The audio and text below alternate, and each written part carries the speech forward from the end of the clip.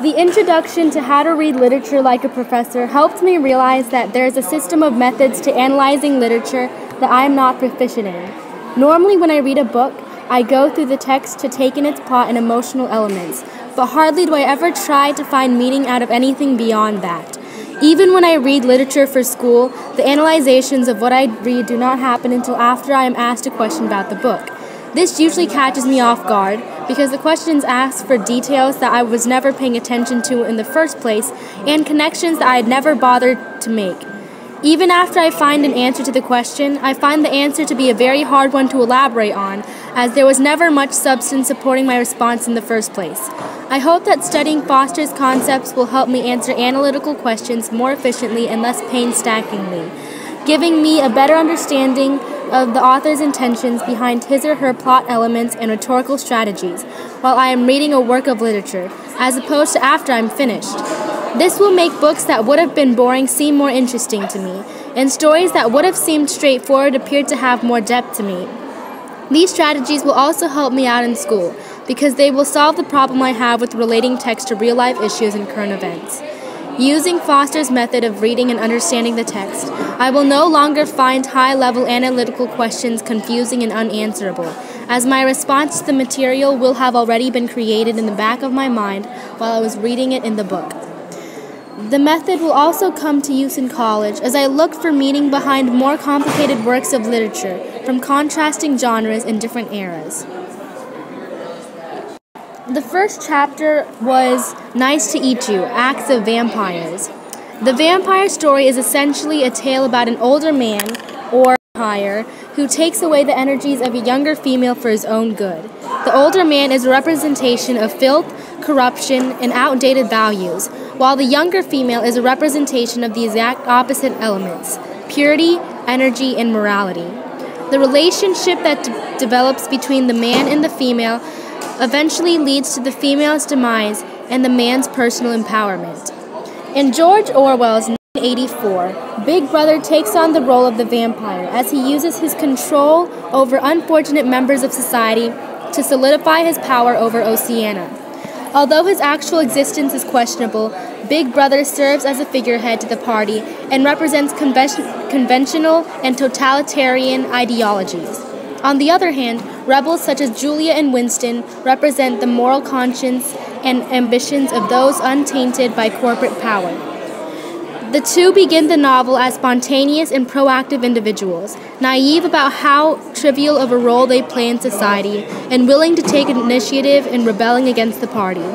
This youth and energy is quickly beaten out of them both, quite literally after they are caught by the thought police for their crimes and brainwashed by the party. With this, the party has not only crushed seeds of rebellion that threaten its own power, but has degraded Julia and Winston into empty human beings who are no longer capable of feeling or thinking anything on their own. The vampire story can also be applied to 1,000 Suns by Khaled Hosseini. The novel depicts struggles that Afghan women face in patriarchal societies governed by strict Sharia law. In this, Rashid, an abusive husband to 2 women, represents the orthodox ideologies of Afghan men who use religion and social order to associate their abuse, and Layla, his second wife, represents a new crop of young and educated women, crushed to learn that the new Taliban regime has made their ambitions unachievable. After Rashid takes Layla to be his wife, his own social status rises because she is able to bear him a son. However, this marriage is nothing but emotionally depriving to Layla, who perpetually pines over her childhood sweetheart and has trouble adjusting to her sudden fall from grace as a girl who is praised for both her beauty and her educational accomplishments. As the story progresses, Rashid becomes increasingly abusive, as Layla becomes increasingly drained by the situation that surrounds her. Even her beauty begins to fade as she loses her teeth to regular abuse and malnutrition. This parasitic relationship is but one of the many vampire stories that exist in literature. The next chapter we read, chapter 10. Wait 1 second.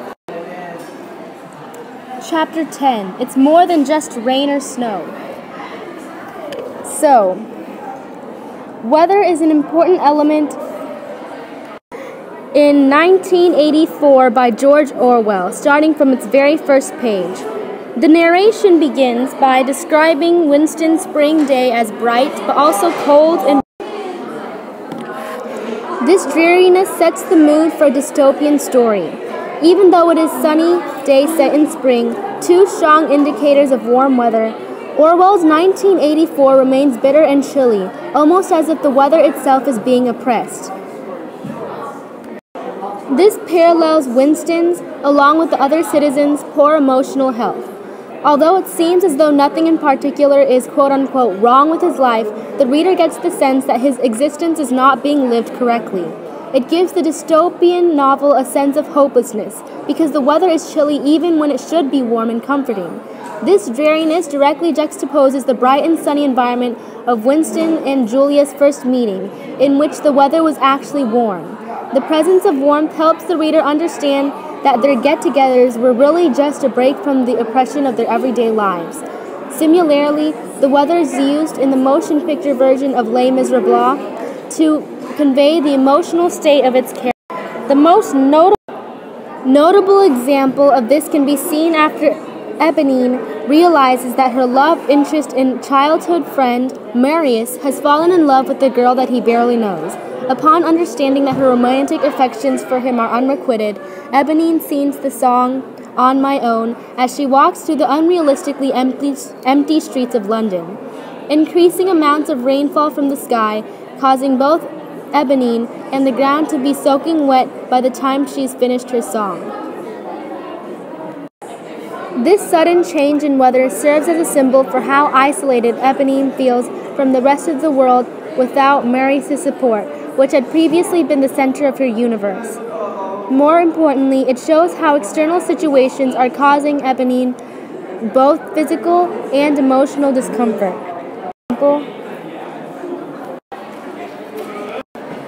Okay, so I messed up on my labeling, but sorry, chapter 11, not 12, is More Than It's Gonna Hurt You concerning violence. In 1984, interpersonal violence is often used to show the forced conversion of citizens who are out of line with how the party mandates them to think and behave.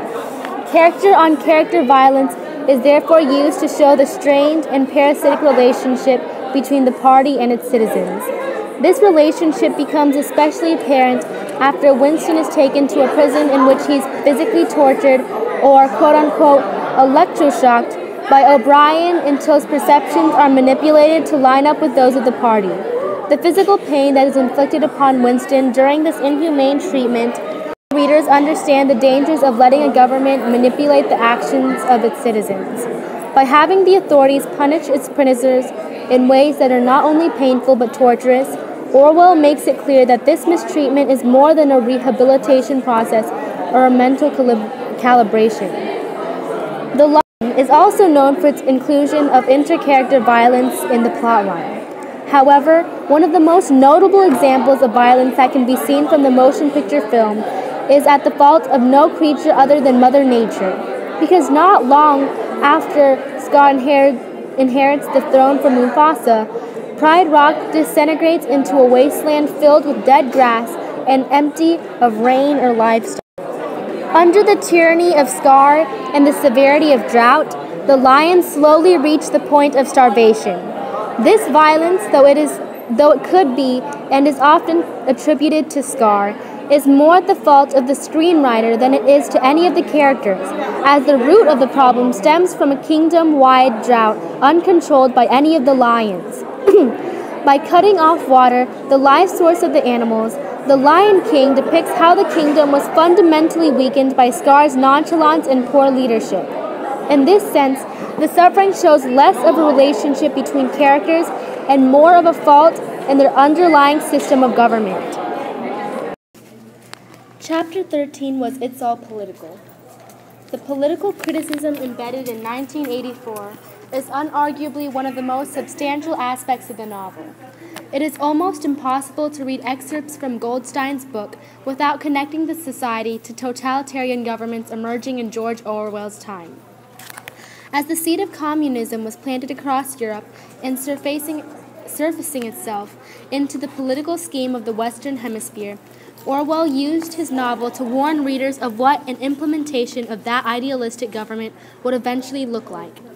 He especially focused on the effects of government control and constant surveillance and how that would change the society, with the most notable of those effects being the existence of thought crime and doublethink. Thought crime is defined by the party to be the possession of unorthodox thoughts, and those who commit this quote-unquote crime are given severe punishment regardless of whether or not their thoughts were created unconsciously. By excluding any thoughts or ideas that question the government's actions, the party makes it clear that simply coming out of the government's control is enough for someone to be punished. This system of rule connects directly to the attitudes totalitarian governments have toward their citizens and the control those governments place over everything that happens in their territory. The party's desire for control even enters a realm of manipulation, shown by its coinage of the term doublespeak. Through doublespeak, it is possible for citizens to hold two contradicting ideas, therefore believing anything that the government tells them regardless of how it contrasts to their prior experience. By stating that the party's ultimate goal is to manipulate citizens for its own good, Orwell gives readers a subtle warning against the false sincerity of totalitarian regimes. He warns his readers that anything short of opposition towards the rapidly spreading system of communism would result in a world completely controlled and manipulated by the government. Because of this, there is no question that politics played a role in the making of 1984. Likewise, it is hard to read The Great Gatsby without recognizing the social and political context of the story. Set in the Jazz Age, F. Scott Fitzgerald's masterpiece plays out the correlation between economic prosperity and conceited materialism. The American government was beginning to support the growth of businesses and industrialists, thereby creating fiscal policies that benefited the rich and harmed the poor. This led to an increase in spending and the rise of a new group of wealthy industrialists who were looked down upon by aristocratic Americans who had old money. This social tension is depicted by the disdain Tom Buchanan feels toward Jay Gatsby, because he and Daisy are both descendants of well-established families, which apparently qualifies them to be worthy recipients of their wealth. Tom considers Gatsby to be below their social level and even accuses Gatsby of lying about where his money comes from. The influence of families such as Buchanan's is threatened by industrialists such as Gatsby. So Tom's suspicions are well-intended, or in this case, spot on. Fitzgerald ultimately takes the side of Gatsby issue, describing Tom and Daisy to be people who, quote-unquote, smashed up things and creatures and then retreated back into their money or their vast carelessness and let other people clean up the mess they had made. Fitzgerald, page 354. By doing so, he implies that American industrialization is necessary, despite the corruption and materialism that comes with it, because it is needed to transition into a political environment that supports its transforming society. And this is my works cited page.